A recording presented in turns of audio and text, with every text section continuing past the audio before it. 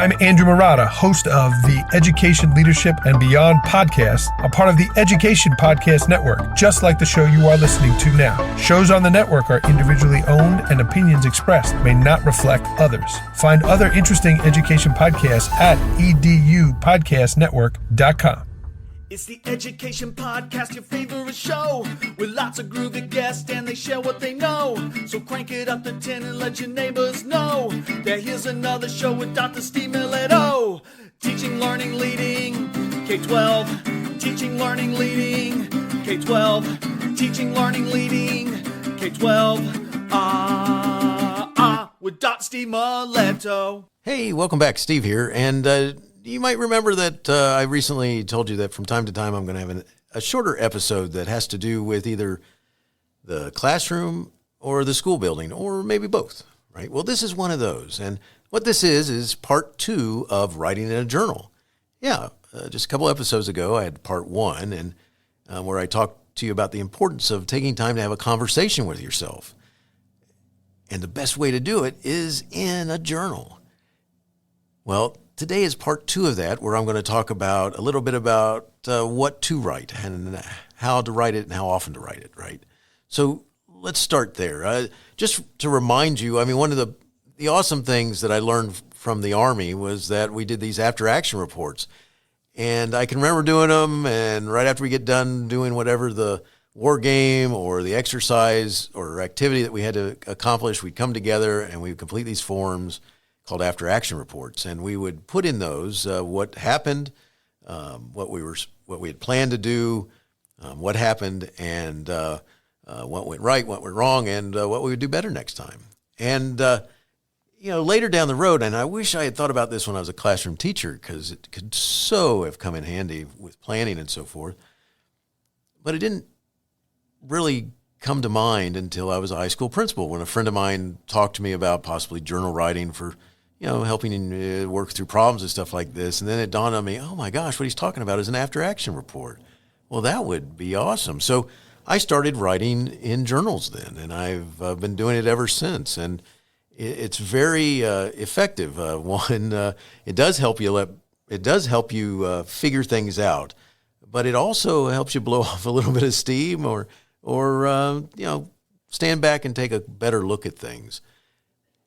So I can't say enough about doing this, but before we go any further in this discussion, I want to make sure that I share with you something about journal writing. I mean, I love paper journals. There's so many cool ones out there. I like the feel of the paper. I like to use a pencil, not a pen. That way I can draw and erase, and I can make little arrows and stuff like this. And I just like the idea of the way a pencil works on paper. And the other thing I like about papers, you can find some really unique ones out there. I like to go to estate sales or garage sales and try and see the ones that, people were well-meaning, never used, or they were given to them as a gift, or they bought them for a gift to give to somebody else and they forgot to give them to them, that type of thing. And I try and take that type of approach to finding journals.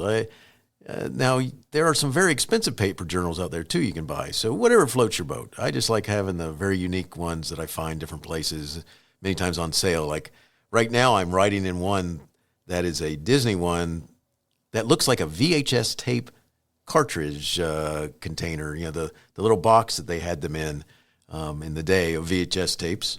And it really looks like the box for Toy Story. And I love it. One of my favorite characters is Buzz Lightyear, and he's on that cover. And it's funny, I took this to a meeting not too long ago, and someone said to me, they said, hey, can I ask you a question? I said, sure. They said, do you always carry a VHS tape with you to training wherever you go? And I said, oh, it's a journal. So I like journals that maybe make people look at you kind of funny or ask you questions like that. I've had one that had, material as if it was made out of the armor for Batman. It had the Batman symbol on it. And I have one that looks like that had the game window from Space Invaders on it, if you remember that 80s game. And I've had a whole bunch of them that have different looks. And then I have some that just say unique things, like they have great sayings inside on every other page or something like that. Or there's just something cool about it that I like, and it attracts my attention to use to have those conversations with myself. But there's a whole other type of world out there for journal writing. If you're into this digital world, very much so, and I love the digital world. I have tried a little bit in the journal writing, and I still do better with paper, but maybe you like the digital ones. And so, maybe you have a tablet or an e-reader or, and just a laptop, and where you might be more comfortable writing on that type of a journal, a digital journal. Well, there's all kinds of them out there, and you can use the digital pencil or pen to write in them and stuff like this. And so maybe that's what you might like. So I encourage you to check that out too, just in case that is something that's more your thing, more your world. I still like paper. Paper's awesome.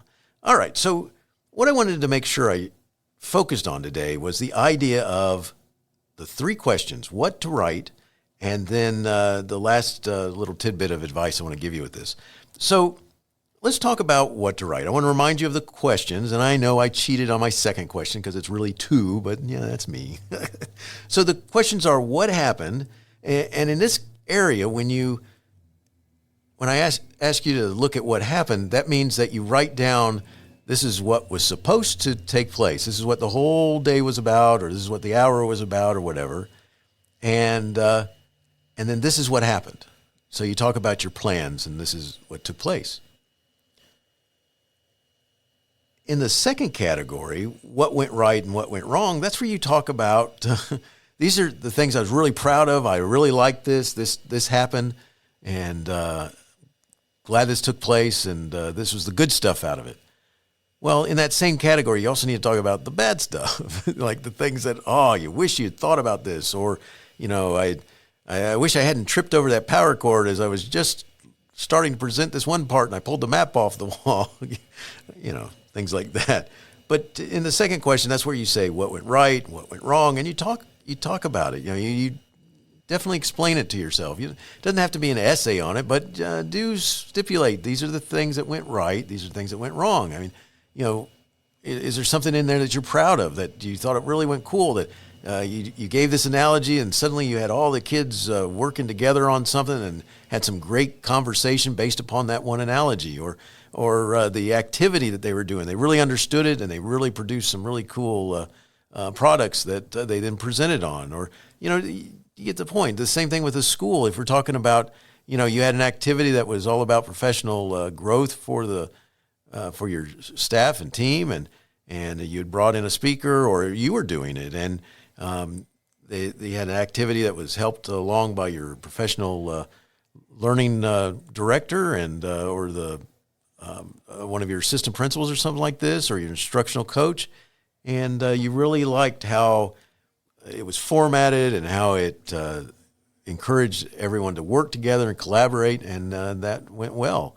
And so you write that out. You say that to yourself, and then you say, okay, now what didn't work that day? And maybe it was something like, we had too much information to cover in a short period of time, or if only that fire drill alarm hadn't gone off in the middle of it, or there's any number of things. Maybe you, in hindsight, you needed some way for them to come back together again after they started working on their activity, or there's just any number of things that you could write there. And the same thing goes with a classroom as you think about whatever that activity for your content area was.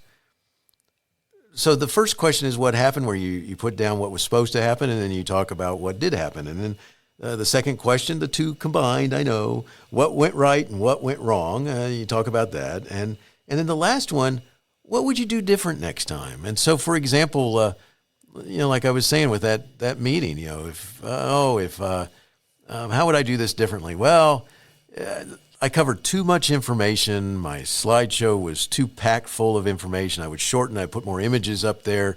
I would create a few more opportunities for class participation in whatever I was doing, or in the workshop and so forth, where they had to create something or do something with the information. You see what I'm thinking about here? If you write down what you would do differently, I mean, this is such an important part of the conversation, because you're going to learn from what your thoughts are that day. If you wait too many days after it's over with, you're going to miss that learning option, all right? So that leads me into this. So if we take time, create some time at the end of a day to say, this is when I'm going to write, and I'm going to spend some time, and I'm going to write this information. I'm going to say that this is what happened, this is what went right, this is what went wrong, and then what would I do different next time? Well, the next little bit of advice I got to give you is you got to set a common time in which you try to always write, right? And you set a frequency. So it could be that at the end of every day you do this. It could be that you do it, every Wednesday or every other day, or it could be that you set aside time at 8 a.m. on a Saturday morning or something like this. The point is that you set a frequency and you try to keep up with it, because the more you write, the more frequently you write, the better those conversations are going to be that you have with you. And the better the conversations are that you have with you, the more you're going to learn from you. The more you're going to make better plans, the better your activities are going to be down the road. I mean, because this is how we get better at what we do. I mean, the more I write and work on things, the better the thoughts are, and possibly what I put in concrete terms what I'm thinking about trying to achieve. So I strongly encourage you to create a time frame. To me, the best thing to do is at the end of an event later that day. Just take 30 minutes and sit down, put your phone away, or maybe just put it on music or something like that, and write away. You need to do it sooner than later, because if you wait too long, then you miss the opportunity to remember exactly what happened. You miss the opportunity to talk about what went right and what went wrong. You might be making up some of the ideas and not even realize that that's not quite how it happened. And then the last one, you lose the opportunity to really have a conversation with you about how could you have done this differently. So what do you think? I strongly encourage you to take time, get that journal, get a couple of pencils, get some colored pencils to go with it if you're using paper, and put on your electronic calendar that I'm going to write at 5 o'clock, 7 o'clock each day about what went on that day. Maybe it's the end of the class. Maybe it's the end of the activity. But if you put it on the electronic calendar, it'll remind you on your phone, right? It pops up on your phone. Oh, yeah, I got to sit down and work on my journal. It's so cool how much taking time to write in a journal can help you plan, can help you create better engagements, can help you overcome obstacles in your plans. So what do you think? It's not going to cost you much. Just go out there, get that journal, and how about you start writing today? You'll be glad you did. Thanks for listening. Have a great day. Hey, you have been listening to Teaching Learning Leading K12, a podcast to help you help kids achieve their dreams. Teaching Learning Leading K12 is a member of the Education Podcast Network. Podcasts for educators, podcasts by educators. Teaching Learning Leading K12 is a member of the podcast network based in Canada called Voice Ed Radio. Voice Ed Radio, your voice is right here. The opinions expressed on Teaching Learning Leading K12 are those of the guests and host. Teaching Learning Leading K12 is intended to share ideas, advice, and suggestions. Teaching Learning Leading K12 is produced for educational purposes.